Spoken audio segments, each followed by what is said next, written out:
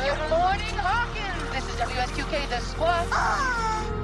It's looking like a pretty regular day in Hawkins. 55 degrees, low chance of rain, medium chance of arrest, high chance of helicopters. But general banality aside, it's an exciting day. Welcome to the Stuff and Thangs podcast.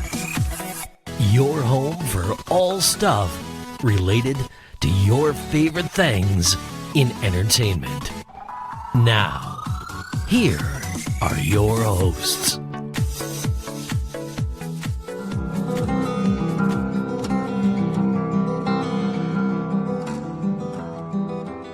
Hello everybody and welcome to the Stranger Thangs podcast. It is our first special of the new format. Joining me to discuss Stranger Things Season 5 is my daughter. It's Phoebe. Hello. How you doing, kid? Yeah, I'm doing good. This is your return to the podcast. It is been a while. Well, since Stranger Things. This is your show. This is my thing. Yeah, very good. Yeah. Look what you did. That's very that's nice. This is the Stranger Thangs podcast. As everyone knows, we changed the format for the show this year. We now have an episode that comes out every single week, regardless of what's going on. We talk about various topics, but one of the things I promised is we would still do specials talking about the shows we love, just probably not do it episodically anymore. So now, here's his Stranger Thangs, our first special, and it's going to be about the Stranger Things Season 5, Part A, I think we're calling it. Well, like the first block. Yeah, Part A, episodes 1 to 4. Yeah. Mm-hmm. We have a tradition on this show. Do we now? We do, and the tradition is I say the words and the title of the episode was like that. Oh. And whoever is co-hosting with me has to give me the name. Now, I probably should have said this to you before we started recording. No. Phoebe's in the third person.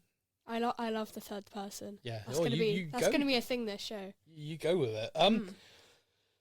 So we have 4 episodes. The title and their chapters with Stranger Things. Well, yeah, but that's I feel like I don't have to include the chapter. That's given. No. So the title of chapter 1 was The Crawl. Correct. Oh, well done. okay. Yeah, good. You looked a little nervous then. You looked like that jumped from your brain. No, I didn't. Chapter 2, the title of the episode was... Well, technically, it's The Vanishing of ... Yes. But then it's The Vanishing of Holly Wheeler. Correct. Did you work that out ahead of time? Well, I thought that was confirmed, but I think it was just a rumour. So I always thought it was that. And then they released it, and I was like, why have they now erased Holly's name? Why is that gone? But no, it was never confirmed to be Holly. It was... Mentally, I always thought it was. And you were correct, basically. Oh, and this is the one I think is going to trip you up. The title of chapter 3 was... Is this the Turbo Trap? Oh, okay, well done. Yeah, straight away. Yeah, no problem at all. Yeah, it's the fourth one I'm not, actually. Oh, okay. The title of chapter 4 was... This one was the easiest one. Go on. You just have a guess. You can do it. You got a 1 in a bajillion chance. Can I have a starting letter? You can, yes. The starting letter, it's a 1-word title, and it begins with the letter S. What? Squawk? I mean, it's a good guess based on everything else, but no, the title of chapter 4 was Sorcerer. Yeah. Bad title. Don't like that one. Oh, is that for any particular reason, or just purely you didn't? Because I didn't get it. Yeah, that's fine. So we're going to take a walk through the episodes. Yarp. We're going to do it in sort of broad brushstrokes and then chat about what we think. It has been a long time coming, this show. Yep. Do you know how old you were the last time we recorded this? Last time we recorded? Yeah. Well, that would have been like 2022. Yeah, so you're like old now. You are like 17. 17. Yeah. I'm like older than some of the characters in the show, which is crazy considering the actors are older than me. Oh, yes, that is very true, yes. But 2022, would I have been 13? Yeah, roughly, yeah. Oh, look at that maths. If you want to cringe horrifically, you should go back and listen to the shows. No. I didn't think you were. I thought about it. No, I gave it a lot of No. thought, and no. I mean, to be honest with you, I love it. I mean, I listened back a couple of times. That's quite sad. Thanks. But it's more to do with, I thought to myself, well, I want to get ready for season 5. And what better way to do like a refresher than to listen to our summaries of 1, 2, 3, and 4? Is this a cheeky promotion? Very much so, yeah. Guys, Guys, listen. You don't point it out. It's really good. Yeah, exactly, yeah. And you get to hear young you. Yeah. Only I'd find that cringy. Everyone else, I'm sure, is going to find me... Cute and adorable. Yeah. Maybe. Yeah. I feel like 13's pushing cute and adorable. To be honest with you, I felt like that, yeah. You were pushing it a little bit. But now it's 17, obviously not cute and adorable anymore. Yeah. Just downright sassy and mean most of the time. Thank you. You're welcome. So we have The Crawl. Now, one of the things I really, really liked is they did this kind of, and we put it in the intro, what a clever way to kind of reintroduce us to everything that's going on. Yeah. Than Robin giving her radio address. What did you think about the opening? Because obviously it's been a long time, and I think you and I had both rewatched episodes to try and get back in. But yeah, what did you think about the opening? Yeah, it was really good. It straight away brings you back into the universe of Stranger Things, and I think with all their starting episodes, they do, especially with the later seasons, they do kind of have to establish where everything is, because it has been quite a long time since the last one. So you've got to spend a bit of time establishing, and I think this season they got a better balance than season 4 did of establishing without spending too painfully long on it. I think season 4 they spent quite a lot of time having to be like, this is this and this is where this person is now. Whereas this season I feel like they managed to move the plot on really quickly. Yeah, but without making it feel rushed or confusing. So I think they did get a good balance. And something I do find funny is with everything that happens, Steve and Robin always remain employed.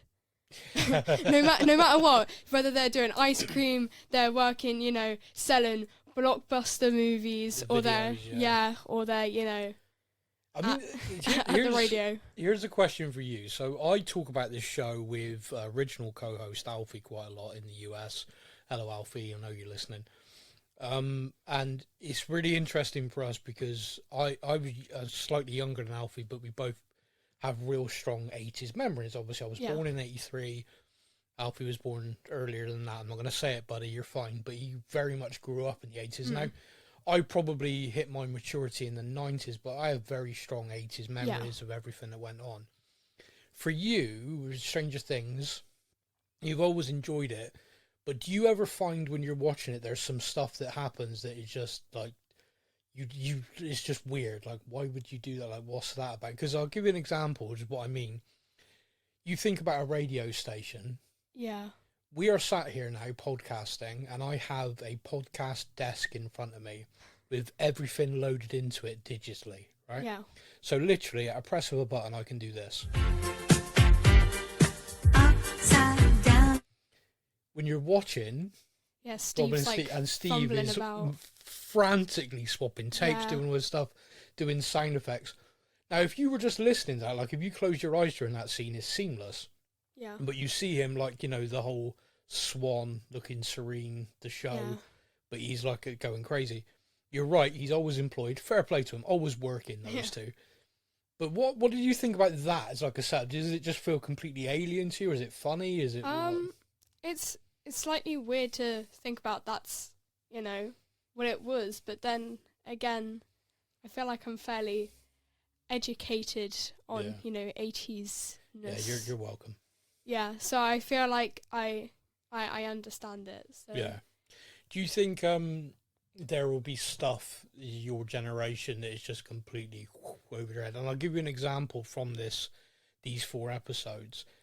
There's a moment where in the hospital, Lucas is playing the song to Max on a cassette player, and he has to rewind it. Yeah. And all I saw online as a reaction was like, "Oh, the radio cut out, Vecna's impacted." I'm like, no, the tape ended. That's the whole point. Yeah. I cannot put in the words how frustrating it was. Yeah, they also had that, because I found out from my season 4 rewatch, they had that in season 4 because they had it Max had it on a loop, Yeah. and then her loop ended, and then she had to spend like a minute sort of rewinding it. So that was something that had been referenced before. I'd like to say it's mainly Gen Alpha that are struggling. Okay. I'd like to hope Gen Z are a little bit more. So you're Gen Z, because I'm not very good Yeah. with this. I do not want to be called Gen Alpha. Are they the worst? Yeah. They're not going to be listening. It's fine. You can call them. No, the I'd worst. say Gen Z is pretty 50-50, but I'd like to think we have a competent understanding Yeah. of, the The fact world. it's not always, been just because I feel like we were times when sort of modern phones were like introduced, and we were the start of it, but we still understand the before. Oh, Whereas Gen wow, Alpha yeah. have never.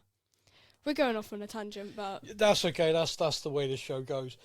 We were talking about how the show reintroduced itself, got us back in, which is good. You were quite right, actually. In the previous season, we seemed to spend literally a whole episode. yeah, Where is everybody? And even went into like the next episode of Yeah. kind of like, this is where someone is now. This is where they're, because they were all very spread out. yeah, The fact they're all back in Hawkins obviously helps Yeah. the pacing of it. Was there anyone?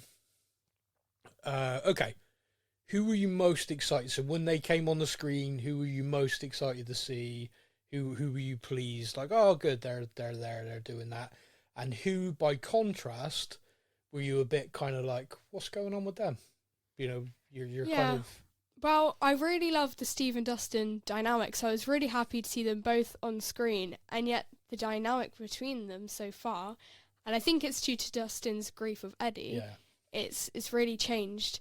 So as individual characters, Dustin's been a bit, oh wow, Yeah. he's changed a bit, he's struggling, and Steve in his own way is still funny, still being Steve, but their interactions together, it's just a bit like, ooh, that's It's difficult to judge because obviously we've only had the first 4 episodes. No, yeah. Because by the end of the season, I'd like to think they're going to be in a good place. Where I see it is kind of that they have a relationship that's brotherly. yeah. And as someone who grew up with brothers, I can tell you sometimes think the world of them, and other times they breathe and you want to hit them in the face. I think what we're seeing at the moment is Dustin clearly is struggling. Clearly. What did you think? Because I don't know whether this is just me.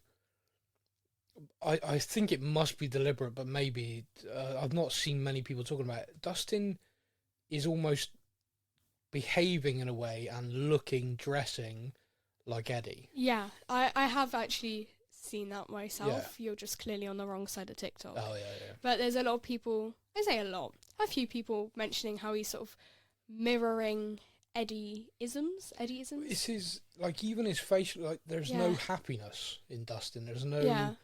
Everything he's saying... And the lines which are slightly more humorous, Yeah. which aren't many this season, No. are said in sort of a more Eddie way rather than Dustin's sort of light-hearted kind of way. I agree. No, He's gone with a bit more of like a self-deprecating, dark humour. It is dark kind of tone, yeah. Everything... I mean, don't get me wrong. I think he knows the truth about Eddie.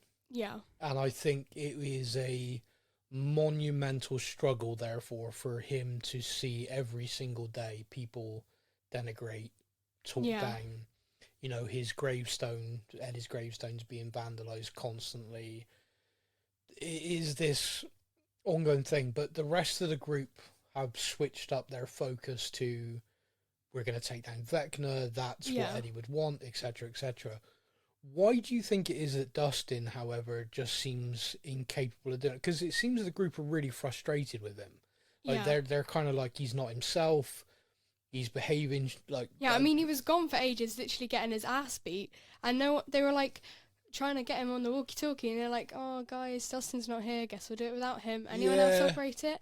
And I was like, given everything that's gone on, I mean, I guess he wasn't, in upside-down kind of trouble, but should they not be a bit more... But they didn't know that, and that's a really Yeah. valid point. I think that speaks to, because I did see a number of people saying, "Oh, this is really out of character. It doesn't make sense." We have had this gap There has been a big Yeah. time jump. There has been this thing. If he has behaved this same way that entire time, That's gonna get a you bit can tiring. understand why the group are, oh, he ain't here. Oh, whatever. You know, Yeah. he's doing whatever. I think that is a massive element to that, but it's quite frustrating for me as an audience member, because I say frustrating. It's just kind of, I have the characters I really enjoy watching on screen, and Dustin's Yeah. one of them. Yeah. So for him to not be that this season feels weird, and it feels not right. Yeah. On the flip side to that, there are characters in Mike and Will who, in the last season especially, I couldn't stand.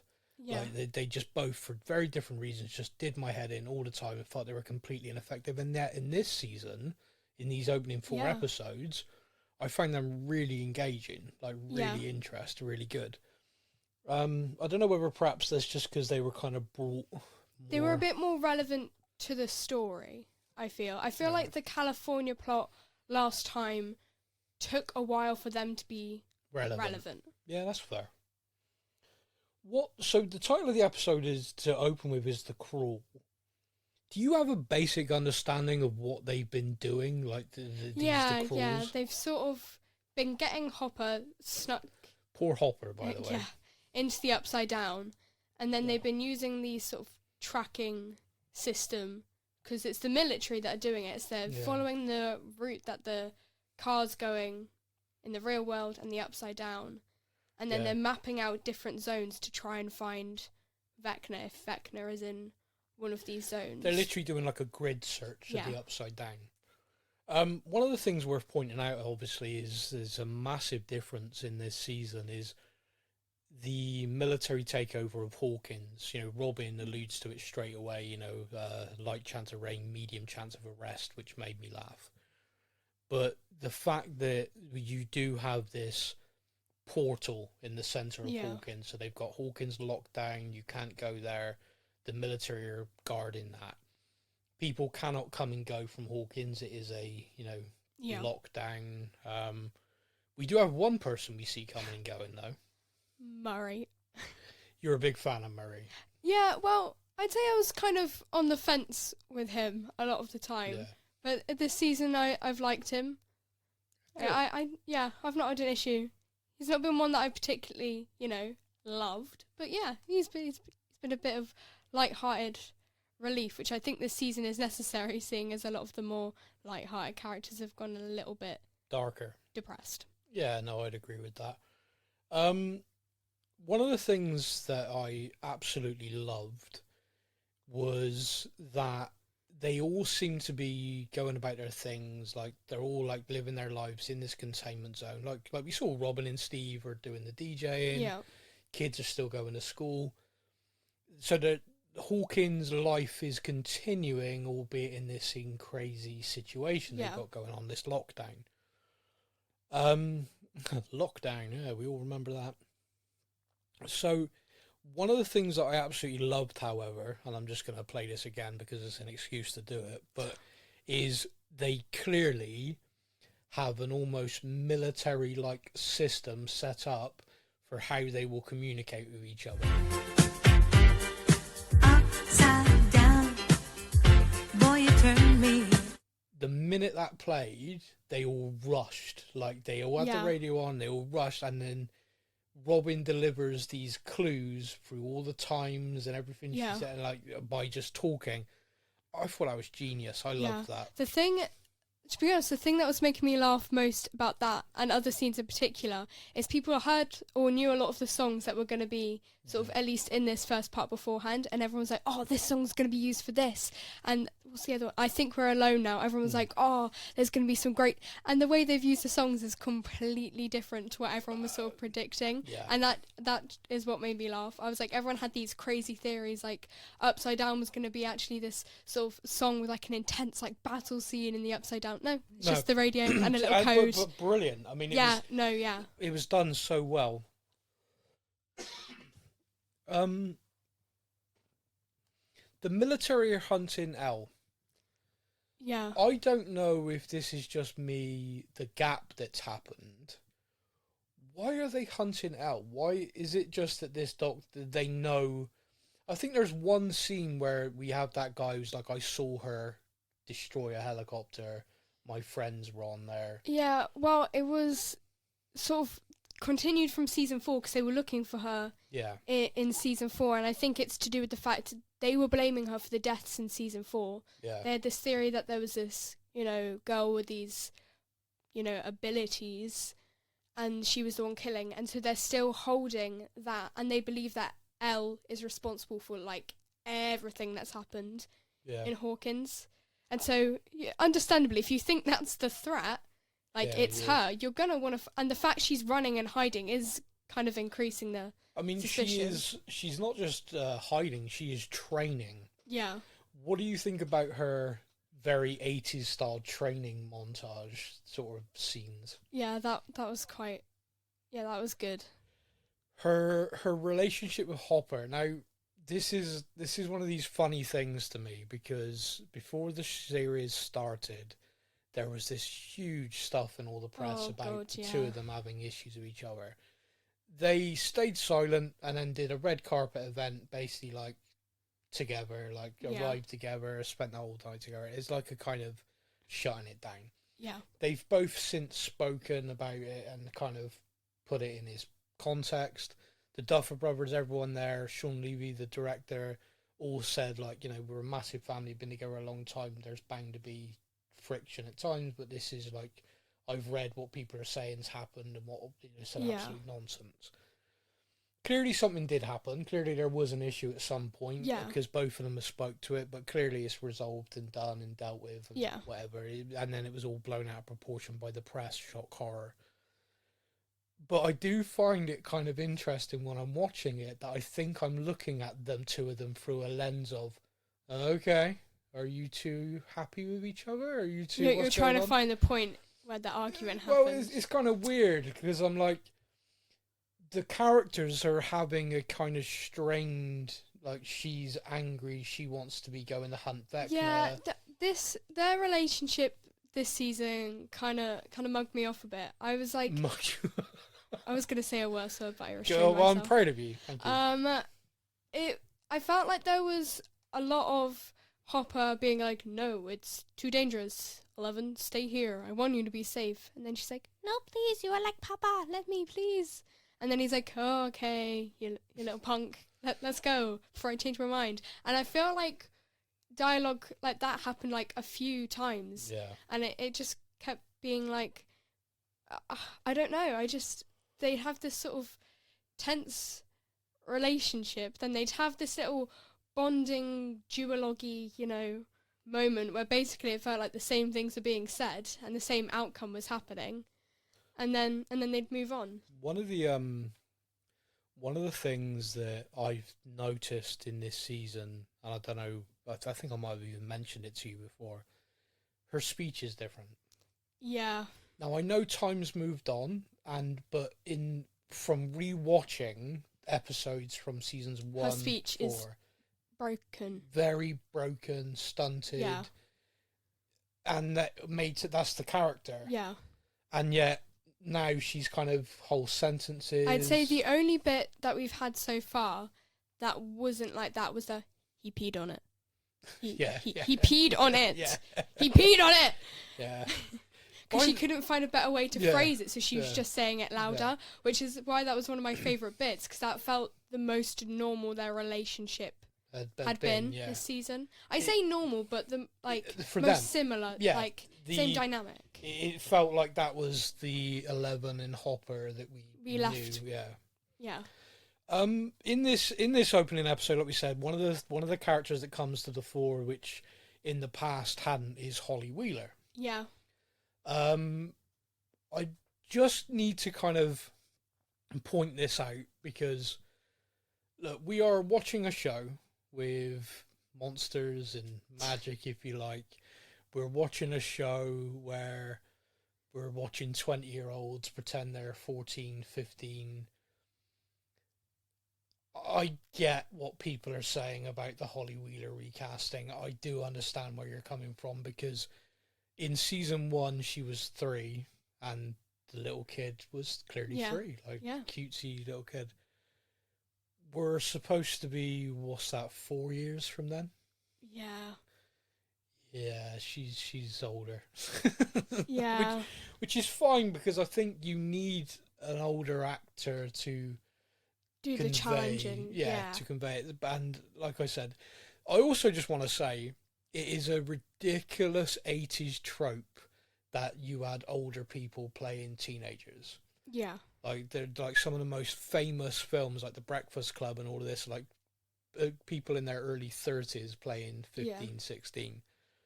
So it's kind of funny from my point of view, like looking at that, because I think, and I also think that the Duffer Brothers use that as an excuse quite a lot as well, by the way. I think they just kind of like, yeah, but a bit 80s vibe. No, it was just crap, wasn't it? Yeah. But Holly is featured heavily, and as the episode moves on and we move into episode 2, which is obviously, as everyone now knows, is the vanishing of Holly Wheeler. Yep. It becomes quite obvious why, but at the same time, I don't understand why Holly Wheeler was targeted. Yeah, but I do feel like, and I think this is probably where, like I said earlier, everyone thought it was Holly that was gonna go. When rewatching it, there's moments earlier on when Holly is like you said, 3, and she's noticing things. Like season 1, she's the one that's like noticing all the lights and everything. She's like getting senses. She's getting scared by things no one else can see. She sees, the mind flare in the trees. I feel like she's always had some kind of awareness of something going on. Yeah. And what really mugged me off, she's there like, oh, Mr. Watson, this guy's kind of telling me all about these monsters. Mike's like, monsters? The fuck? Like, no, Holly, you're Holly the heroic. Have this little thing to put on your necklace. You'll be fine. She's talking to someone no one else can see about monsters, and Mike's just sat there like, nah, take this to put on your necklace. I completely get what you're saying with that, and I think I know. What's interesting is in this world, Mike knows there are monsters. Yeah. He knows in Hawkins there are quite literal monsters.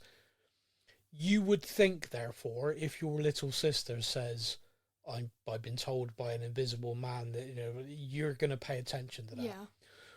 What I would say, though, in contrast to that, is kids that are younger do have imaginary friends and stuff like that. And I think Mike is so focused on Vecna and everything that it's his little sister. Like, come on, Holly, you're fine. Don't worry. There's no monster under the bed. Yeah. You are not going to surround your little sister and be like, you're right, actually, there are monsters. Yeah, you're going to die. Yeah. Like, there's a very real chance we'll all be eaten soon. So, you're not going to do that. You're going to want to protect. But I think what they did well in these opening episodes is when it clicked. Like, Mike isn't the sharpest tool. Like, he isn't. Like, that's fine, and that's his character. But there was that moment when it clicked with him. Oh, Holly! Oh my God! Like, Holly. Yeah. And I thought that was really good, because that felt very real.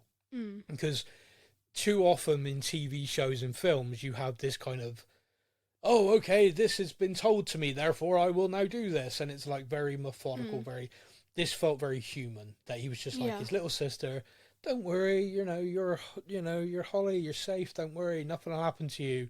Then when something happens, you're like, oh crap, she warned me, like she told me this was coming. Yeah, and so, that scene with her getting taken was... Yeah, that was epic. Cool. Karen... You know what, Ted as well, fair play, Ted, with his golf club. Like, yeah, pause a second, because I want to focus on that. But the end of episode 1 is basically Will. He has this moment where he's like looking through the eyes, and he is. I worked this out straight away. He's spinning. He's like the sky's moving, and then you see Holly on the like spinning wheel in the. So I worked out that he was looking through Holly's eyes straight away. I didn't work out that he was seeing it as Vecna and everything like that. Yeah. Which brings me on to a larger thing. I don't think he is seeing through Vecna's eyes. Yeah. I think he's seeing through the mind flare. Yeah, I think it's the mind Vecna, flare. Will, they are all the mind flare impact, not... We'll circle that to the end. I've got some, we'll put that at the end. But he does see the Demogorgon heading towards the Wheeler house. Yeah. He obviously is like, oh, everyone. So we know at the end of that episode what's coming. We see Holly's going to bed. Mrs. Wheeler's running herself a bath with some wine. Mr. Wheeler's outside hitting golf balls. Yeah. He is the stereotypical 80s dad. Yeah. Like, Ted Wheel 'em down Wheeler. Just hilarious. Just sat around reading the paper, watching the news. All of this stuff's His going on. one-liners. And he's just oblivious to everything. Like, past the bacon when all these people there, and he gets past the plate, there's no bacon left. He just, like, dumps it down. Just like, how long are they all going to be here for? Well, I can't just kick them out. They'll be homeless. Well, maybe we could. It's funny. Yeah. Like, he is funny. There was this moment where I loved the idea that he was going to walk in with a golf club and kill a Demogorgon. out of nowhere. I loved the idea that he was just going to, like, step up. Unfortunately, he gets messed up. Yeah, a lot of people were saying, oh, so happy he's dead. He's not dead. He's in a coma. Yeah. They did say that. I do want to point out as well, and I do think this is kind of a thing, at no point do his kids seem to care about him. Yeah. And I know he's not, the best dad, but, like... Need to get in and see Mum. Is Mum okay? What's going on with Mum? Yeah, your dad's in a coma. Whatever, talk about my mum. Yeah. Like... Yeah. Oof, that hurt. I do think the Demogorgon's power, like, they are seeming stronger this season. They are seeming you mentioned that to me the other day. They're a bit kind of, because that Demogorgon attacks the Wheeler house, literally ripped through soldiers firing at him, and I did kind of feel that the same as you, which is like, so bullets are having no effect. Like, they are literally hitting this thing. Barely slowing it down. And it's basically just like shimmying them off. Like it's barely slowing them down. He's just ripping through people. And yet, Hopper's walking through the upside down with a gun. And I'm like, well, what good's that going to do you? No, but Karen's smashed wine bottle, that was deadly. So what did you think to that scene? Because I loved it. I loved the kind of mother bear, kind of the tension of them staying under the water. Yeah. Was brilliant. It was like a horror film sort of level. That was brilliant. Then her standing in between the Demogorgon and Holly, like, stay away from my daughter. There's a very famous film called Aliens. Yeah. With a famous line where it's stay away from my daughter, you bitch, stay away from her, like that kind of thing. Yeah. That really smacked of that to me. Again, 80s. Yeah. The Duffer Brothers, anything 80s, they're going to throw it in there. Yeah. Like season 3, we had loads of Terminator kind of references with the guy who killed Alexei. Shut up. Sorry. For anyone who doesn't know, my daughter is a super fan of one particular smaller character in Stranger Things, and that's Alexei. Yeah. And just as a tangent here, this past week, you had a message from the actor who played. Yeah, I did. Alexei. Hello, Phoebe. Phoebe Jones. I read that and I thought, it's such a wonderful name. How did that feel? He knows who I am. And at the end, he does say, see you later, so... You're basically best friends now. Literally. Yeah, literally, yeah.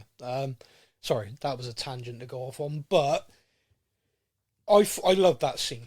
I love that. And the thing in that scene that made me go, oh, but I feel like I'm looking too much into it, is one of the Demogorgon's weak points is its like mouth opening bit. She goes straight for that. That's her smash. She's not going for the stomach, which is, to be honest, more her height, because these things are bloody massive. They're like 11 foot tall. She's going for that mouth, which is probably why she does so much damage. No, I think you're right. Like, that was a little bit like, ooh, did she know that? Was that, like, lucky? Because that's not where I'd say, if I've got a smash wine bottle, there's this 11-foot monster, you're going to start attacking it. I feel like I wouldn't go to all that effort to reach up to the scariest point in it, the bit that's going to eat you. I'd go more for, like, stomach level. I think it's headshot. I think that's all. It's the kind of kill the head, destroy the brain, kill the monster. Like, there's like this inbuilt kind of headshot went for it. But no, I get completely, because probably through luck, therefore, on her part, she does do the damage she does. Unfortunately, so I did a clip of that on our TikTok. Yeah. And the very first comment was, because I clicked up as like, never mess with a mum. Like Yeah. mums are like badass. And then the very first comment was, yeah, but you kind of missed the bit where the Demogorgon wins. And I was like, oh, yeah, all right, fair point, yeah. Because the Demogorgon does win. You know, Yeah. it takes her down in a bad way. Snatches Holly. Nancy, yeah, takes Holly into the Upside Down. Now, Nancy and Eleven arrive just too late, Yeah. but Elle sees the portal still open to get to the Upside Down and chases him. Mm-hmm. Which Nancy kind of orders, by the way, just says to her, like, Yeah. go! What if she didn't want to go? Yeah, what if Elle was like, no, it's scary in there. I'm not Although doing at this that. point they have lost Hopper, so, you know, maybe there's a double motive for going in there. But by the way, is it just me or is Nancy in charge? Yeah, she's being very bossy, and I'm a Nancy hater. People that have listened before will know I'm a Nancy hater, and then it's annoying me more that she's not annoying me so much this season. That's kind of funny. Do you think that you being older, you resonate more with Nancy as a character? Say that again, I swear. No. Okay. No, Phoebe right. does not. No, feel you that do way not. about- You do no. not know. So you still hate Nancy. I do, but and she's but not she's annoying she's you. not annoyed me. But that's annoyed you. Yeah. That you want to hate her, but this season she's Yeah. not done anything that warrants the hate. Yeah, Okay, that's good. That's good to know. I'm sure she'll do something. I'm which, hoping. Yeah, it's something to justify your feelings. I still, if I'm predicting characters to go, I think she might be one of them. I think it's gonna be. There's got to be someone in the Jonathan, Steve, Nancy, because they've got their sort. I mean, it's Steve would be an obvious. I mean, Steve dying. How do you feel about that one? I don't want to talk about it. No, It's not happened yet, so therefore it's not happened. Therefore, I did see a trend because when are the next episodes out? Is it Christmas? well, it's Christmas or So, 1 a.m. Boxing Day for us I in the did UK. I did see someone doing a video on TikTok of him smashing a Christmas tree to pieces, and the caption was everyone else enjoying their Christmas, me on Christmas Day when Steve Harrington dies on Stranger Things. Yeah, I do feel like they're gonna save a lot of the big deaths and big shocks for that last episode. I think that last episode on New Year's is gonna absolutely break people because Yeah. this season there's been shocks, there's been plot twists, there's been reveals. I say this season so far, but there hasn't been deaths. I mean, Karen got a bit close. She sort of teased it a bit, but she's also not a big character. I feel like the big, shocking, gut-wrenching deaths are going to be left. I think we're going to get at least one or two in the next segment. I think possibly. But I think it's smart because I think these four needed to get everyone locked in, and get everyone talking.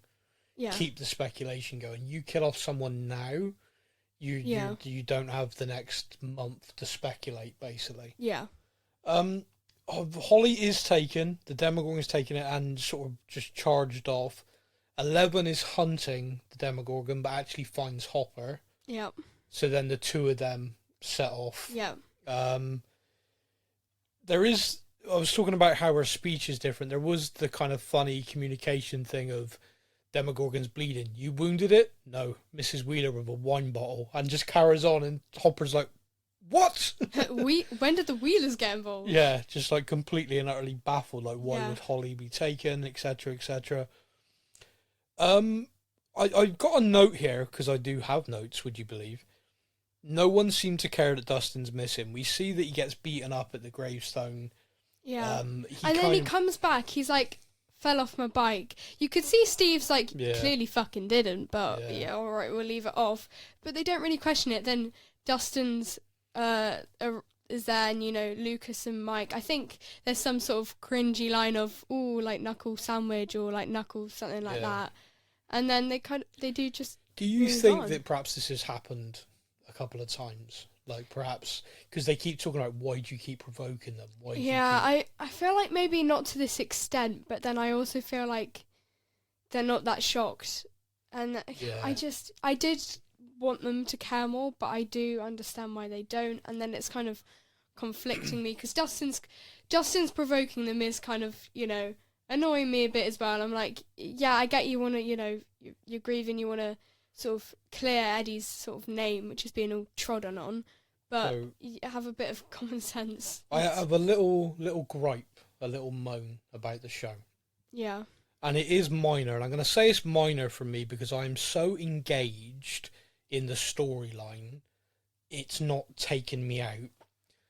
But the CGI opening segment of the first episode with a very CGI'd Will, younger, de-aged, Yeah. reminded me of animation more than it did real life. Yeah. It actually reminded me of the animation style of the Polar Express. Like, really kind of 3D weird. Yeah. Then there's the scene with Steve and Jonathan running up this tower ladders, which was so green, blue screened. It just looked really naff. Yeah. When you've had this long between the seasons and everything like that, my expectation was with the budget they've got, this is going to be polished, perfect. So I was a little bit disappointed with that, but that is literally the only thing. Like, I know other people have got lots of little nitpick things about the acting and the character stuff. I'm completely engaged in the story, so that's all kind of gone. But there was just a couple of things like that, because then you see some of the Demogorgon fights, and you're like, this looks brilliant.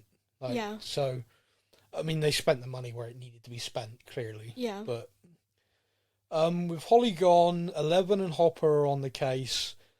We are introduced throughout these episodes to the kind of military base and everything where they're hunting, and there is a woman in charge who is a doctor but also military. Yeah. I said this, we watched all 4 episodes, and I don't think I have a real understanding of her. No, we yet. see her with something cut open, which looks quite similar to what this big wall in the Upside Down is like made from, and they're sort of dissecting it. Well, this is, I mean, it's worth bringing up that there is a wall in the Upside Down, which appears to be all around Hawkins and it's, in the Upside Down. regenerating itself, indestructible. Very. And it's very... Do you have any kind of theory to that at the moment, or any kind of... This is jumping a bit forward, but big reveal at the end is 8 being there and sort of machined up and everything. And I've seen a lot of people being like, is 8 sort of the one controlling the wall or generating the wall? And I don't think so. No, I don't think because it's practical there, whereas she can project things into your mind, but they're not really there. Yeah. But yeah, this wall is kind of very... It's different. It's like... But then I wonder if, because they're travelling further in the Upside Down than they did normally, has this always been there? Because when we see sort of Henry / Vecna / One / whatever you want to call him fall into the Upside Down in season 4, in that little flashbacky bit, the Upside Down is very different. It's not this mirror of Hawkins. No. So I was wondering if Henry / Vecna / One has created this essentially, mirror thing, but it has a limit. He can't do it for the whole world. He can't, replicate everything. That's going to drain him too much, And, so I wonder also if this... Hawkins is where he grew up and lived. So so he knows it. And so I feel like, this... We don't know if it has always been there. They're trying to travel segment by segment across Hawkins, but they've finally found the border of Hawkins. Is this where it ends? Because we know that Vecna's not got sort of control outside of Hawkins, which is why when the kids were getting kidnapped, they were like, we need to get Murray, get them out of Hawkins. Yeah. So is that got something to do with this sort of power is contained with Hawkins? It's a good theory. I like it. That's where I'm at currently. Just to mention a couple of things. So there is this weird tension between Steve and Jonathan. The whole competing for Nancy thing is a bit... Nancy's not all that. Get over it. I mean, Jonathan gets... This is something not being talked about much. Murray gets Jonathan a ring to propose. Yeah, and yet they're in this pretty weird ugly kind ring, of... But we move on. We move. The Wheelers, the Mr. and Mrs. Wheeler are both in the hospital. Nancy and obviously Mike are there. We have Will with Robin working out his connection with Vecna and everything like Yeah, that. And kind of, disobeying Joyce. oh, that was good. Yeah, I The do flux feel like capacitor. this is an unpopular opinion. I feel like they've dumbed down Joyce, and I get that she doesn't have to be quite so. You know, Will has essentially been saved. It's now just keeping him in this safer area. You know, they don't see him as, you know, as much of, you know, in danger. But, you know, season 1, Joyce worked everything out. She was the only one that believed. She looks insane, but she, you know, that motherly instinct, you know, everything with the magnets and the rushes. I felt like she was so on it and so smart. And then I feel like this season she's just gone a little bit ditzy. So there's this horrible trope in TV and film about female characters where they only exist in and around male characters. And she wasn't that. But so far in these first 4 episodes, Hopper and her son, that's it. Yeah. Like, there's no kind of... And as you just said, it does feel like they've dumbed her down a little bit. Like, there is a definite feeling of she was the one who worked all this out. She was the one who did this. I think we can balance it slightly with she is just so focused on keeping him safe. She's not thinking about anything else. She's not doing it. Because by the end of it, she is starting to be more involved. But that's more just her sort of tough nature rather than intelligence. Like, you know, with the scene with that axe or whatever she's holding against it, that's like more of the motherly strength rather than intelligence. Seriously, don't mess with mums. They got bottles, they got axes, and demogorgons beware. I do think I do think you're right there. There is something to look at with that, and it'd be interesting to see how that plays out for the rest of the season. Yeah. She's a character that, again, a lot of people have fear for. Yeah. She might be one that goes.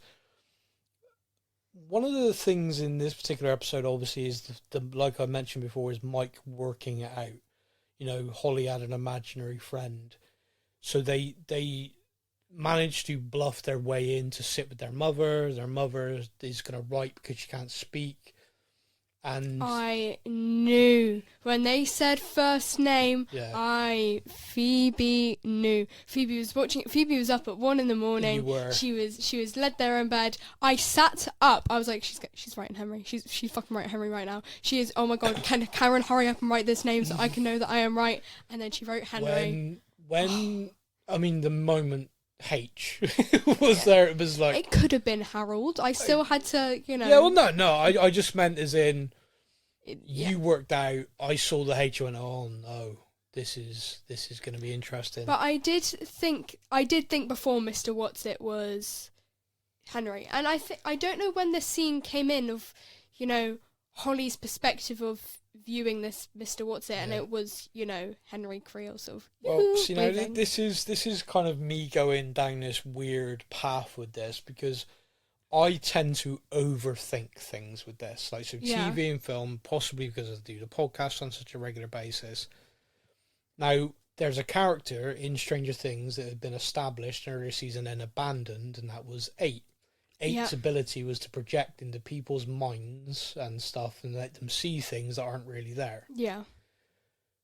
I thought maybe this is 8 under the employ of somebody manipulating, trying to warn, because it was a warning. It was like, why would Vecna warn her about monsters and things? Because he's trying to create this image that he's a safe person, so he can just kidnap them. So they get kidnapped into the Upside Down. I'm guessing she was initially in the Upside Down. Yeah. Henry, you know, skips along pretending to be this Mr. Whatsit. It's like, come with me, I'll take you somewhere safe. Takes him to his house. Terrifying. Or, you know, child snatcher level. Yeah. Or like done up, and she's having a great time. You know, you compare it to Will's kidnapping. Yeah, she's dancing about, you know. But I mean, she's in a memory, if you like, and is having a great time. But we're going to circle to this at the end, because there's a theory or a couple of theories I want to discuss. But they work it out. Like I said, Mike and Nancy do work that out. Whilst we have the situation where Will has worked out the connection, which leads us to the following episode, the Turnbow Trap. I loved the setup to this. Yeah. I loved the whole, we need to get in there, we need to do this, we need to do this. We get introduced to a character who annoyed the life out of me, but you like him. I loved it. I watched the trailer, and I think a lot of people, well, from what I've seen, a lot of people did kind of agree. Watch the trailer and were like, who is this guy? Like, he looks annoying. But I love Derek. I felt like this season we did need a more light-hearted relief, and I feel like he's taken that on with the sort of start of, the traditional, bully, sort of rich kids looking down on everyone else. Yeah. I mean, and then they managed to bring back Tina, who was, mentioned in earlier seasons. And you were shocked. I am not the only one that's thinking this. I thought Tina was black. I'm saying it once and we're moving on. Fair. There is, of course, this amazing moment where one of the characters who I loved from the previous seasons reintroduced, and that's Erica. Yeah. Can't have America without her. She was quite minor this so 4 far. episodes. So Yeah. far. And she did sort of make a comment of like, yeah, well, you've not been allowing me to be involved with the Crawls. Sort of like they are trying to sort of protect her a bit more. Again, older brother Lucas, but the tension between those two is brilliant. But she does deliver my favourite line. And I told you to eat your damn pie. That whole scene where she goes in there and literally takes them out is hilarious. Yeah, and I like Derek in that scene. His parents are like struggling and he's laughing. It's funny. How can you not like Delightful Derek? Delightful Derek. Yeah, something like that. Something you pointed out to me, which is very true, and I think it's a very Dungeons and Dragons thing, is the alliteration. It's very prominent. We got Will the wise, Holly the heroic, Delightful Derek. There's Robin's whatever, Rockin' Robin. There's so much of it this season. Yeah, nice, fun. I like it. But yeah, them setting this trap. I mean, I loved that. That was. Someone did point out it's very Home Alone. I'm not quite sure I follow that. No. That's like Home Alone on steroids, isn't it? It's like you're setting a trap for a monster. I loved the way that they did it. Like, they really worked out what they were going to do, how they were going to do it. They knew they'd have to slow it down, so they did the trap at the door, like the spikes hitting it. They knew the barbed wire would slow it down, and they knew setting it on fire would obviously then, literally launch the thing. But the plan wasn't ever to kill it. It was just to get Nancy, to be able to hit it with the tracker. Again, and like the whole thing, the whole mapped out plan. Now, in this episode, I jumped. There was a moment that actually made me jump. What was it? You're just going to mock me, but Steve and Dustin are in the car, and they're tracking the thing. It's left. They're like, right, where is it going? I don't know. I'm trying to work out. Well, come on, work out. And then Nancy and Jonathan knock the window of the car. Oh, dear. Yeah, I know. I'm a wimp. But anyway, it did make me jump, and then I laughed at myself because of how stupid it was, because it was just a standard trope. They are then charging around in Steve's modified BMW, trying to track the Demogorgon. There was that moment where Dustin put it on the BMW. That relationship bit felt a bit more like, I like that moment. That was funny, and again, very brotherly in the sense of, we're doing this, just get on with it. They're zooming around, crashing through fences. They are, yeah. They're just wrecking the gaff. One of the things with that is I did see online, and it's something I didn't think about, is like, if this is such a militarized, lockdown community. Yeah. It seems car with a big satellite thing, is that not a bit? Yeah. Especially when they had the van. It's like, is there I mean, the van, because of the radio van, you could possibly get away with it, but the BMW with the I think Steve even says, "Oh, we gotta hurry up," like, we're pretty conspicuous sat here. I kind of think to myself, it's like, well, clearly they're not being monitored that closely. The focus is on the gateway, which, don't get me wrong, I understand. Yeah, like, an L. Gateway and L. Their focus is there and not on anything else. And So they are just charging around, which is away probably with- how Murray gets in so easily. They're not actually without really. a doubt. I loved that. I loved the whole plan. I loved it. What did you think to the scene where the Demogorgon is tracked him because he's woken up? The kid's woken up. He's freaking out like, no, there's monsters coming. No, there's not. You're a child snatcher, and like all that kind of stuff. The Demogorgon gets there. Yeah. Will is in his zone, and he's looking through the eyes of the Demogorgon, and it kind of freaks him out because his mum's obviously wielding the axe. But I noticed in that moment the Demogorgon wasn't attacking her; it was backing off. Yeah. And because we watched what happened with Mrs. Wheeler, and the thing, like, she literally launched at it, was stabbing it, and then it swiped and took her out. She's swinging this axe, not really very effectively. I mean, if she had like a big torch fire or something, we know the Demogorgon's in fire. Yeah, it would definitely. It would have been backing off. I would have understood that.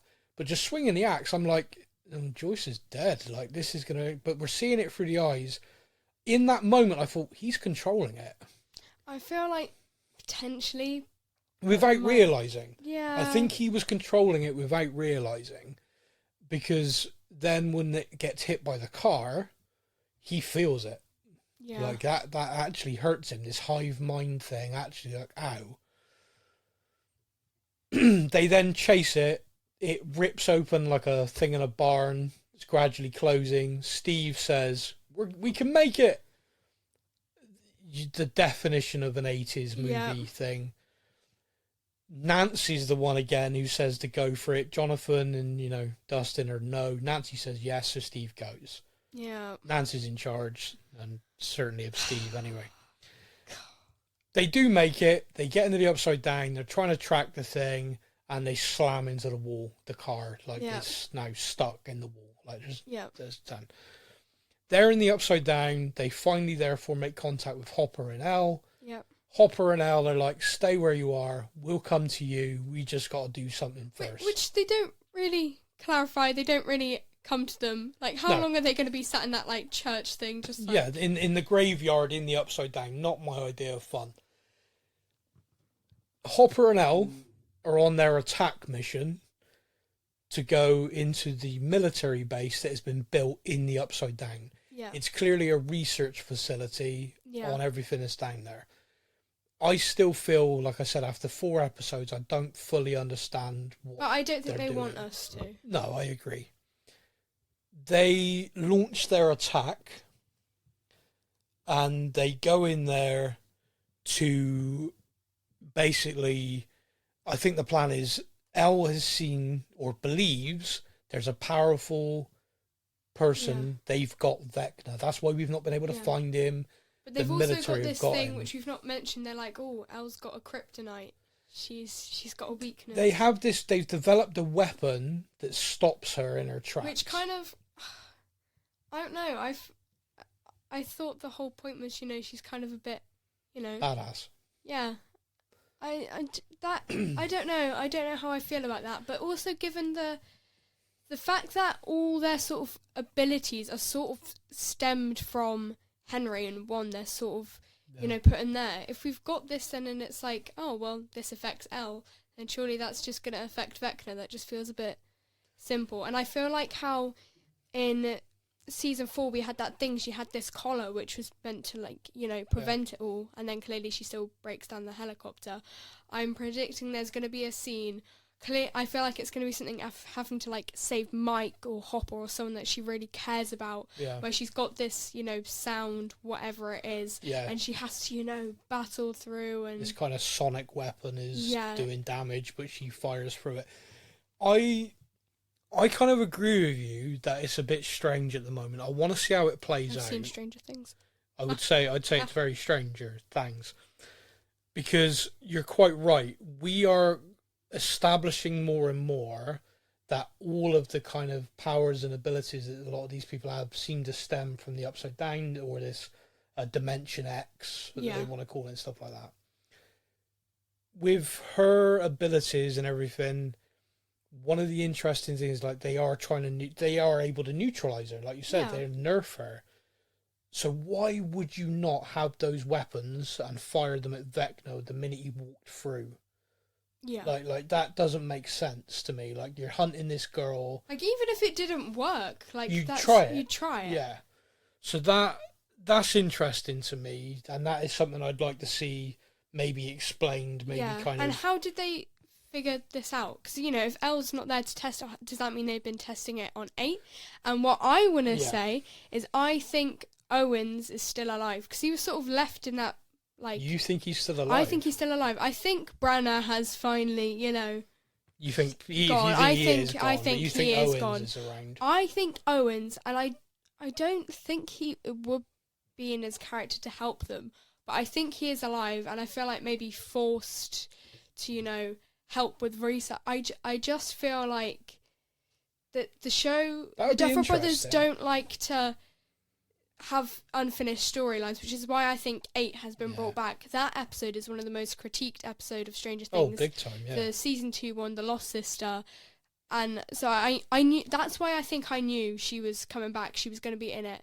I feel like I knew the whole time it was going to be her behind that door. I had that sort of, because they don't like to leave things unfinished, you know? And so I feel like there's got to be... Elle and Hopper going into the base like a commando team was good. I enjoyed that. Yeah. The kind of defensive... Wait, oh my gosh, I just thought of something. Yeah. Sorry. If, you know how 8's thing is, you know, visions and it only really affects one person? Yeah.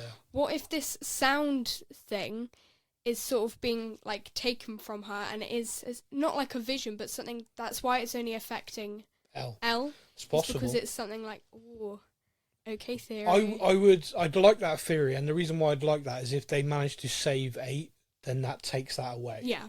Because I'd like to see... And then potentially 8 could use that on Vecna. Potentially, yeah. So we have that kind of... we have that rescue. Now, one of the things I do just want to point out about this rescue, because obviously they thought it was Vecna. Hopper goes in alone with a bomb vest. Yeah. That was kind of... There's something about that where he's like willing to die to take... So, again, the Duffer Brothers watched all the films and all the TV shows I've watched. There are certain tropes, and when you've watched enough of it, like there's characters, horror film, oh, I'll be right back. That person's never coming back. Yeah. You see someone in a bathroom and they're being stalked and they close a mirror. You know, when they stand up and look in the mirror again, someone's going to be behind them, right? Yeah. There's so many tropes. The Duffer Brothers found every single trope of a character is going to die and played on it for 4 episodes. Yeah. Lucas has loads more lines. Yeah. All of a sudden I'm thinking, oh no, like Lucas is in trouble. You've got Dustin is like completely out of character. Isolation, he's on his own. Oh no, Dustin's like every trope you can imagine for 4 episodes, and no one died. but they kind of really played onto that to really Mike having such a more, like with Holly, such a kind of, and when he's guiding the kids across the chaos and everything like that, there is so much, like all these tropes.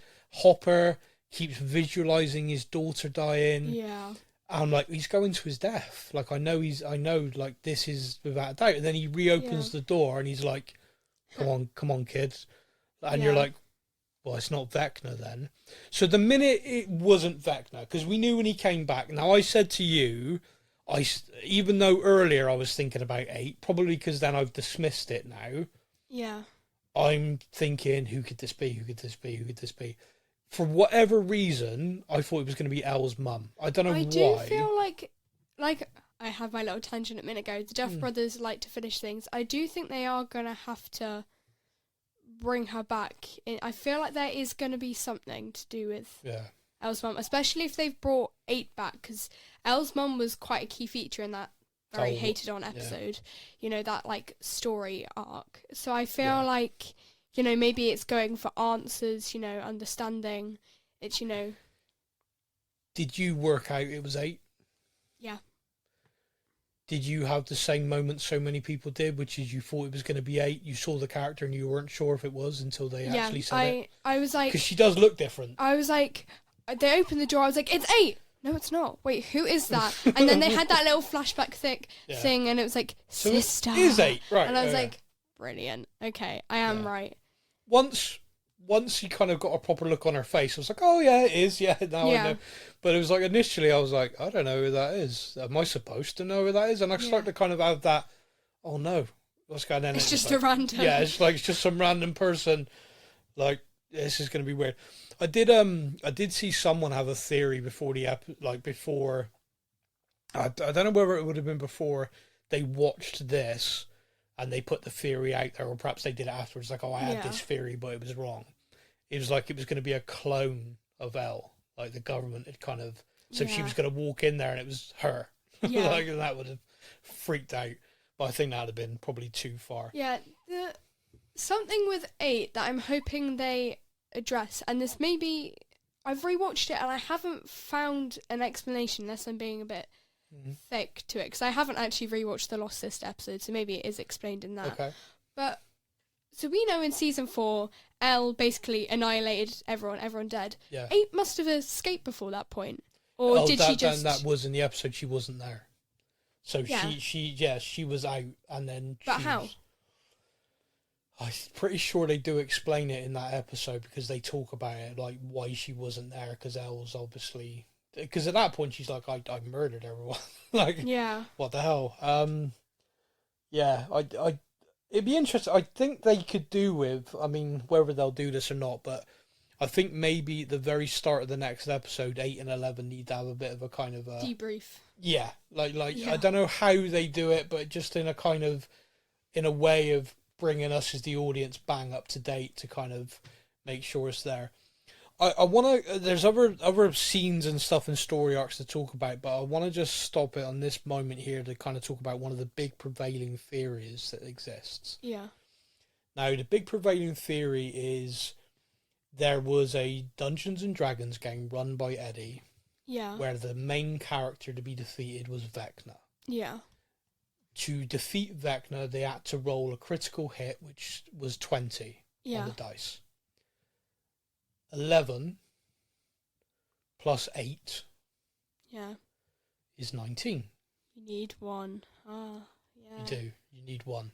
Well, I've had this theory for a while that, and I don't know if this is a bit similar to, like, you know, Harry Potter and the Horcruxes, but it's a sense of, like, having to separate all these different parts, because they keep playing on that, oh, he's got so many names, so many parts to him. And if Will is now one of these, you know, parts as well, he's sort of linked in this, and it is a hive mind. If we get back to, you know, the Henry Creel that was, you know, pre-abilities, you know, because they, you know, and all that, you know, normal person. If that's what Mr. Whatsit essentially is what Henry would have been if he had grown up. I got a question for you. You saw the stage show. Yeah, the first Shadow. I did not. No, you didn't. One of the things that I've seen in this, which is sort of playing on my mind with the character of Vecna, is Vecna the villain? Or is he being controlled by the Mind Flayer? And the Mind Flayer is actually the big villain, because apparently in The Last Shadow, there is a real serious I will. hint. Here is my notes. Okay, bring it on. So, well, we can go back to the rock cave and the fact that, spoiler, Max is there. Yeah. What? We'll come back to that. Yeah. But, so, I wrote, why is Henry Creel so scared of the rock cave? ? And so I said, in the first Shadow play, it's sort of explained slightly in the backstory. So Henry Creel, before Hawkins, was in Nevada with Dr. Brenner, you know, younger Brenner, you know, and Brenner was doing some research and experiments on Dimension X, which is now what is called the Upside Down. Yeah. But Dimension X is what is sort of officially known as, whereas the Upside Down is sort of the Dungeons and Derms. The kids, you know, term for it. I also do think if they see Vecna and they're like, oh my god, it's Vecna. Vecna's a name from a game. What does he think? He's like, what the hell? I'm Henry. I would love the idea of them being like, die, Vecna, and him looking over his shoulder like, who? What? Who's Vecna? Yeah, I like that. But yeah, and so on Dimension X, and there's this sort of thing of like a Russian agent or something stole like research equipment and hid it in one of these caves in Nevada. And then it's, you know, young Henry Creel, who's a much more normal person, at this point, going through the caves, exploring the caves near his home, and he sort of touches or like interacts with this equipment from the lab that's been stolen, and it sends him to Dimension X for, I think it was roughly 12 hours or a while he was there. And while he was there, he was exposed to the mind flare, and when he comes back, very different personality changes, and that's when he began to develop powers, and it was this weirdness that made his parents go, maybe we should move. Maybe a change of setting. Henry's not really getting along. He's kind of scared of the cave. And it makes me think of that scene where Billy gets snatched, exposed to the physicalized meat flayer, and is then, changed. And it does make me think, what is the controlling factor? Because we were introduced to the mind flare first, and I know it's always been, Vecna's controlled it right from the beginning. He had that bit, in that first 5 minutes with Will, but the upside down and the mind flare we've discussed before. It predates Vecna, predates Henry Creel. That's been there forever, and it was very different before Vecna was there. And so if this mind flare has this hive mind, It's interesting to me that by the end of this episode, one of the big reveals is Will's ability to control the Demogorgons. Yeah, and break them in the same way that was so iconic for Vecna. And so he, in essence, has seemingly has that same power that Vecna has. Yeah. A lot of people are like, oh, that makes him one. Therefore, the theory of 8, 11, and 1 are those three. I looked at that and thought to myself, well, I've had this thing in my mind of, is Vecna, is Henry the villain? Yeah. Or is he being controlled the same way Will was being controlled? And when you look at the fact that Willip he's now developed the same powers, the same kind of ability, does that basically mean that it is the Mind Flayer? Because the Mind Flayer had that impact on him. Like, he was taken into the Upside Down. He had all this stuff done to him. He's come back and is developing these abilities like the same way as what happened with young Creel. Because we know that the Mind Flare, when it's not attached to anything, it is just dust. We see it trapped in Russia, it's just dust. And when Henry goes in there, it forms this spider shape, which is almost, comforting to him, because he's the one that's got this, spider obsession. It's exactly like the drawing that he drew. It's, relating it to him. Whereas if he wasn't there, it's just dust that sort of floats around and infects people and gets in their, like blood systems or whatever.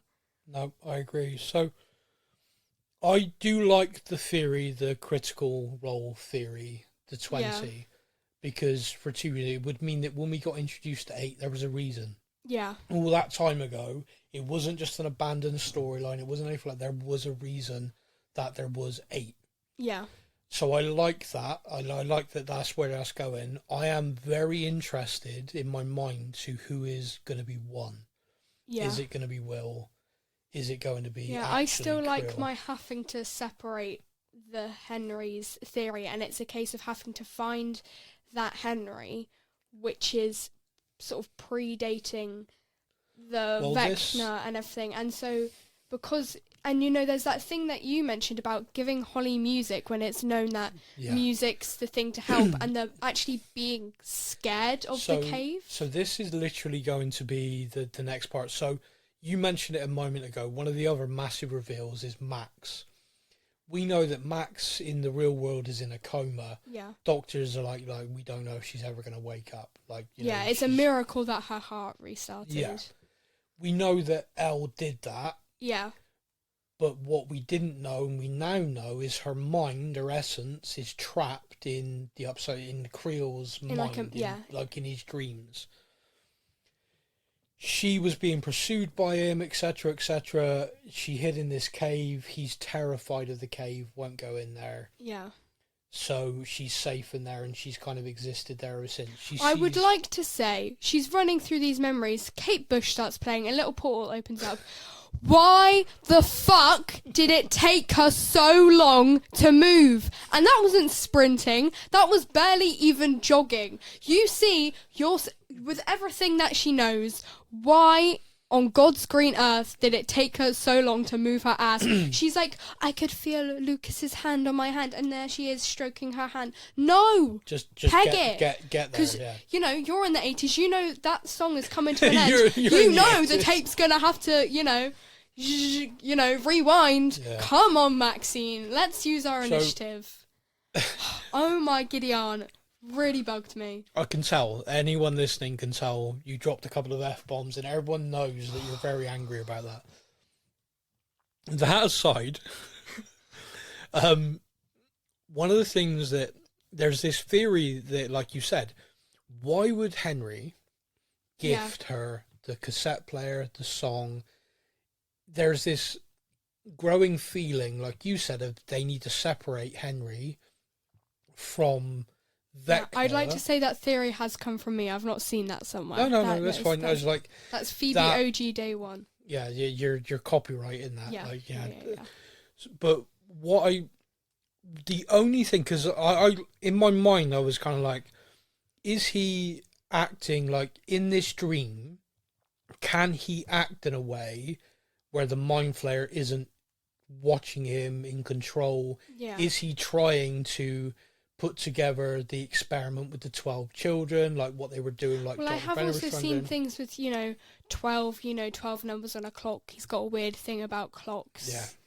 And so, is that so there's a lot to that, and one of the prevailing things is like, oh, he's not actually going to be the bad guy. Like I said a minute ago, he is actually just going to turn out to be, he's been being controlled by the mind flayer this whole time.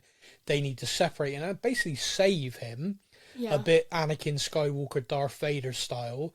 They need to, they're still good in him, like try and save him to therefore defeat the mind flayer and win.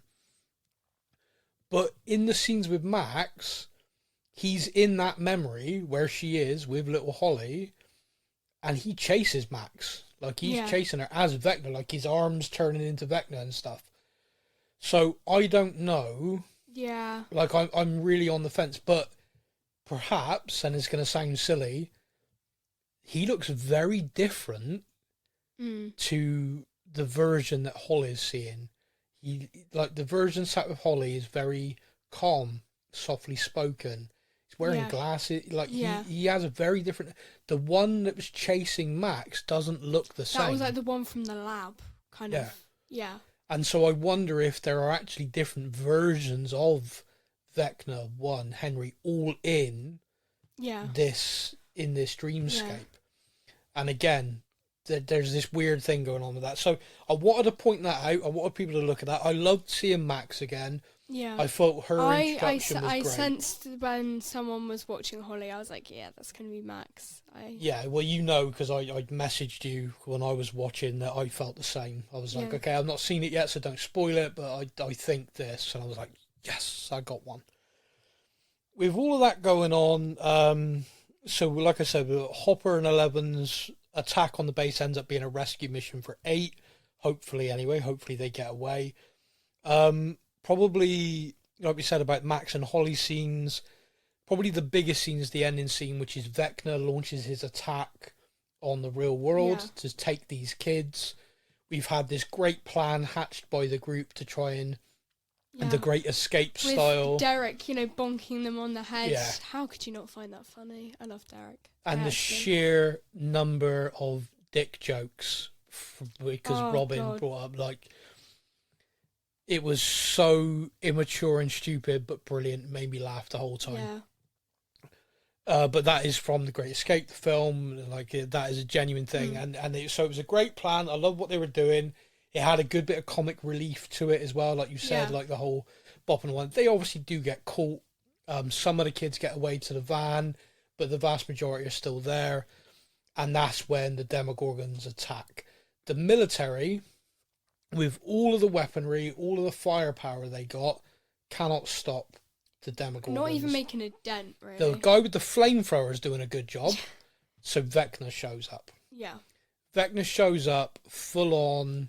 he's like new and improved model. He's got Yeah. spiky shoulders. He's he's cinched at the waist. You know, he's There he's is a curvy king. he has. Oh my god! I can't believe you said that. He has a new look, a new physique. Yeah. He looks terrifying, and Yeah. he's using his abilities, powers. Someone did point out with his arm slapping, like he went full on Groot. And through the face. That That was- shot. That was good. I did actually pause for a moment because by this point it was like 5 a.m. for me. Yeah. I had to pause and be like, whoa. Okay. Need a moment. That's the level. That's where we're at right now. Brilliant. It was a very brutal attack. It was a very good scene. Like, yeah. they did this amazing scene in the previous season when the house was attacked in California, and it was a one shot. It was incredible, and they did that with the attack going on here with Mike trying to save the kids, and it was a mirror of that scene where he was being guided by the FBI agent. And the FBI agent said to him, "You stay with me, you focus on me, I'm going to get you out of this." Here he is saying that to the kids, stepping up, being like, "Right, I'm going to guide you through, stay with me, we're going to make it out of here." They need to give him a weapon. Like, there was a bit in like season 2, he grabs a candlestick. Mike, I feel like Mike needs an iconic weapon. I feel like he needs something. I feel like they need to work out some weaponry. They need to work out what can and actually I want do some Steve to have his damage. bat back. Where's the bat gone? That should be in the, I was going to say the boot, for our American listeners, the trunk of his BMW. Yeah, let's hope so. We now have this Also, incredible... wait, sorry, with the upside down, there was this whole thing of, you know, the spores in there being really infectious and horrible and making people unwell. That's not a thing this season. They're wondering about kind of... So, that is being talked about a lot. It's not been addressed yet. My only thinking is that everyone in Hawkins was exposed to it and therefore now have a natural immunity. Yeah. That's the or only if thing. there's something in the upside down lab that's like draining. Because they talked about it in the Robbins radio thing of, we're having our medicals every day and all this. And she said ever since that dust cloud and we all inhaled it. Yeah. I think that's why that is. The fact it's not been addressed is left it very open. But you're right to point it out. Well done. Good gold star.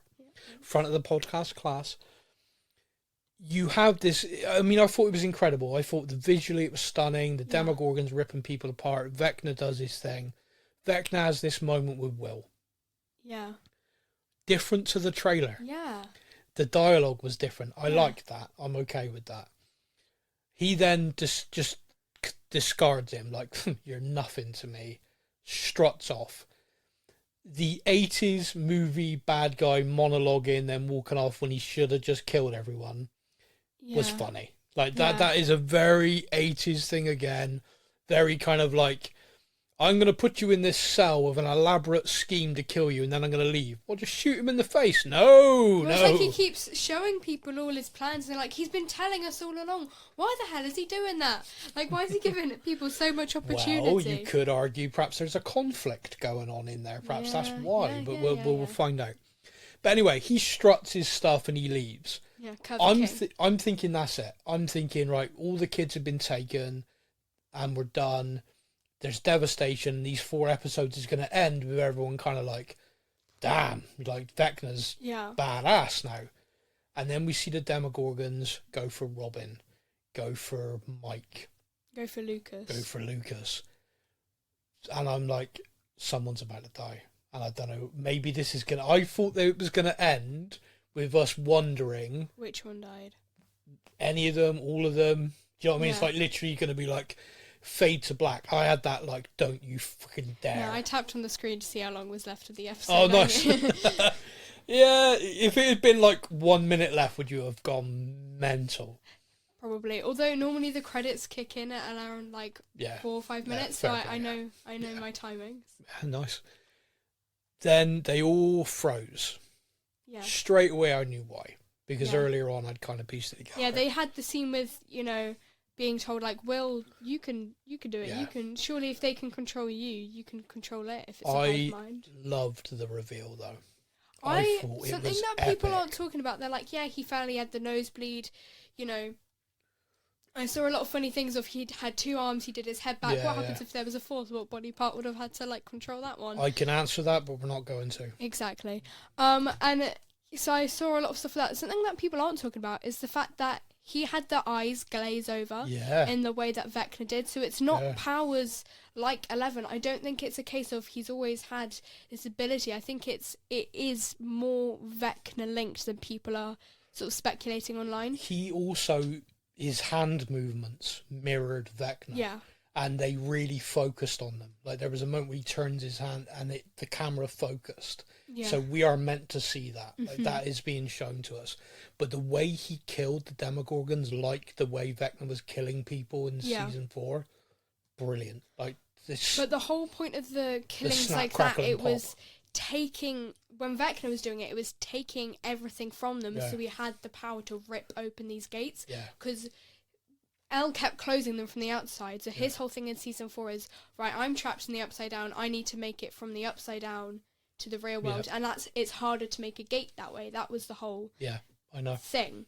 And so the killing like that is drawing power. So I'm like, has that now had an... If he's taken stuff from these Demogorgons, do they have any... You mentioned about the nosebleed. You notice it only happened when his eyes returned to normal. Yeah. So that was kind of interesting. So when he was in almost This, like, Vecna mode, trance, yeah. he was okay. When he returned from it, the nose bled. Well, Vecna can't have a nosebleed because he doesn't have a nose, so we don't know if Oh, that's... what a mess! Imagine when he has a cold. Disgusting. Yeah. Funny. Thank you. I worked on that. I wrote that one down and everything. That's having a 17-year-old daughter, ladies and gentlemen. She thinks I'm about as funny as a gnat. The last thing then, the kind of summary, I really enjoyed all the episodes. Yeah. I thought it re-engaged really quickly. I thought the pacing was good, and can't wait to watch the next batch. Like the next, like if you're reading a book and they always call them chapters, I want to see I want the next chapter. I'm ready. What about you? How do you feel? Where's your on everything? You've said this to me that my perspective on things might be different because I did watch it very tired, 1 in the morning. You know, I'm just a committed fan. But this season, I liked it. There were so many good reveals and sort of twists. I mean, I did sort of semi-predict them, but then that just makes me feel happy, so I don't have an issue with that. Yeah. The thing for me is a lot, and I think you said this earlier, so it might be similar for you. A lot of the characters I really loved going into this season I'm not loving so much, and the ones that I didn't like, I'm liking more. And this shift and of like both sort of not favourite characters necessarily, because I still like the other ones. It's just like this season feels very different from me. I thought this season was going to be much more similar to the season 4 style. Yeah. And it feels like a sort of separate sort of style in itself. It's agree. very... I do feel like it's quite separated from the rest of it, and I feel like there's going to be a lot of stuff we learn this series that basically means that stuff we've heard in, you know, season 1, 2, 3 and 4 is like, well, that's not true. Like, in the sense of, like, as they're learning more, because earlier on they're just trying to make quick band-aid, you know, solutions or explanations for things. So I think this season is going to be very sort of separate. And I think I liked it, but I am sort of struggling in this sense of, I know the whole time this is the end. Yeah. Like, I know this is the final season. I know they're setting up for the end. Like, I feel like even if season 5 was the end, but they didn't tell us, I feel like I'd be more relaxed watching it. But I'm just watching it knowing this is it. Knowing that character deaths, it's sort of unlimited. Likely, and that it's just sort of creating this... I mean, a tension to it, which is by design. Yeah, that's what they want to do. Absolutely. So, final thing. Yep. I mentioned the kind of critical hit theory to take down, we were saying Vecna, but I think it's the Mind Flayer. That's my prediction. Perhaps the Vecna separated from Creel is the final, perhaps that is the Mind Flayer. If you see what I mean, the Vecna character is actually the Mind Flayer. So who is going to be the one. So we know 8, we know 11. Is the one going to be Will, which seems to be set up for, or is it actually going to be Henry? I think it's going to be Henry. Does that mean that we think Will might die? Yeah. He's cooked. He's cooked? He's cooked. So we go. So we're going to finish with 2 predictions. One, I want you to predict 1 character death. And then I want you to predict 1 definitely safe. So definitely going to be gone, definitely going to be safe.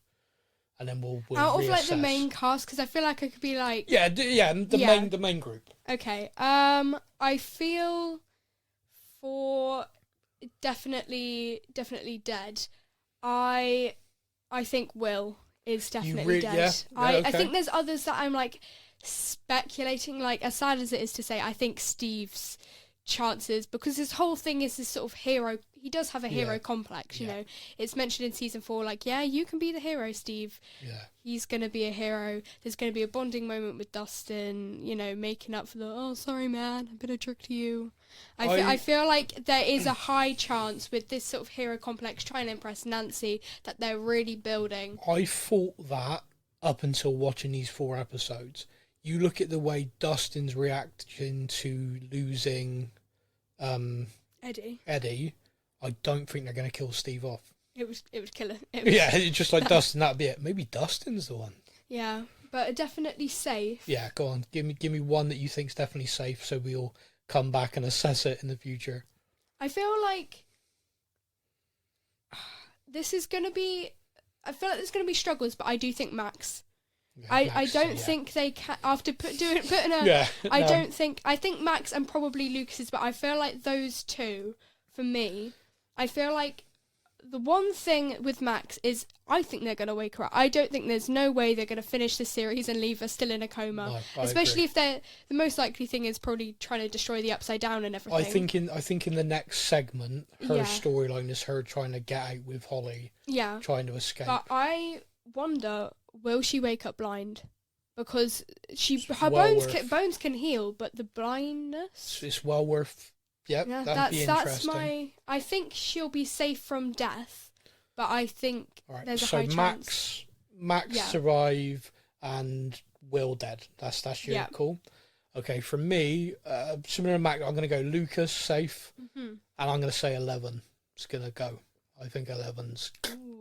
I think she's going to die killing, and I think so's 8, and I think so's 1. Whoever 1 might be. I think they all go. Yeah. That is my prediction, but we're going to see. So we will be back for Stranger Thangs Part 2. Yep. Which will be Boxing Day. Yeah. That's going to be fun. 1 a.m. I will also be watching that at 1 a.m. We'll be there. I hope everyone's enjoyed the show. Get in touch with us. You can get in touch via all the socials. You can also get in touch via... the email, sam@stuffandthangspodcast.com, via the podcast app. We also have a Discord channel which you can get into, and the links to all of this in the podcast description. So from me, until next time, goodbye everybody. You take care. Have a lovely Christmas. We'll be talking to you again straight after with more Stranger Things. Phoebe, would you like to say goodbye to everybody? Goodbye. Yeah, goodbye.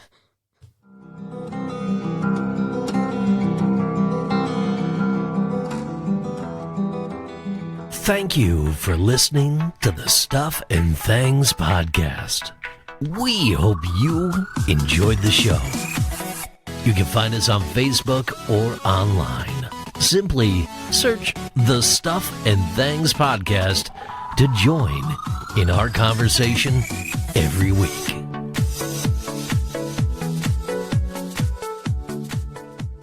Eat your damn pie.